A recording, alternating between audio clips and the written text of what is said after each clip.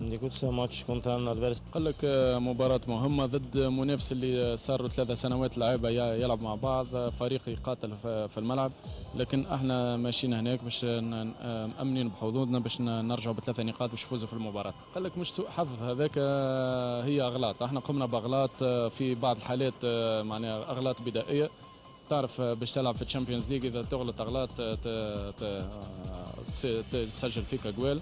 باش نحاولوا المباراة هذه نتلافاو الاغلاط هذيك ونكونوا مركزين اكثر باش نكونوا جاهزين في المباراة اكثر. اكيد يعني مدرب خبير في مجال كرة القدم يعني واخبر مني، وفعلا يعني في المباراتين السابقة، المباراة الاولى يمكن ما توفقنا، الكابتن أسامة انطرد، ويعني مجريات المباراة تغيرت أثناء طرد أسامة.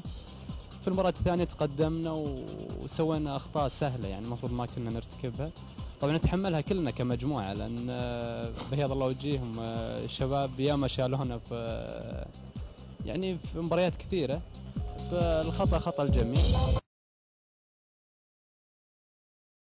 فريق سهل يعني، دائما وصل ابطال اسيا ومن الفرق الموجوده في كاس اسيا، اكيد انه فريق سهل واحنا راح نحترمه وراح نكون ايضا يعني واثقين من انفسنا ونلعب ان شاء الله باذن الله على 3 نقاط، وهكذا تاتي ال3 نقاط.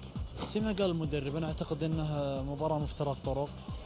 زي ما انت شايف يعني خسرنا 4 نقاط في بدايه المشوار، كانت يعني مهمه لنا كلاعبين يعني اداره نادي الهلال كجهاز فني واداري.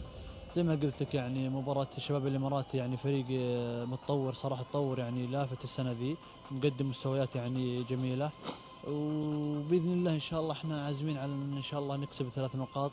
يعني حتى صراحة ما احنا رايحين يعني نبحث عن التعادل، راح نبحث عن الفوز، ولكن نرجع إن شاء الله منافسة من جديد.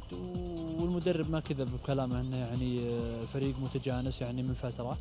زي ما قلت لك ان شاء الله يعني نتلافى الاخطاء اللي صارت لنا في المباريات السابقه، باذن الله نظهر بالمظهر المامون ان شاء الله.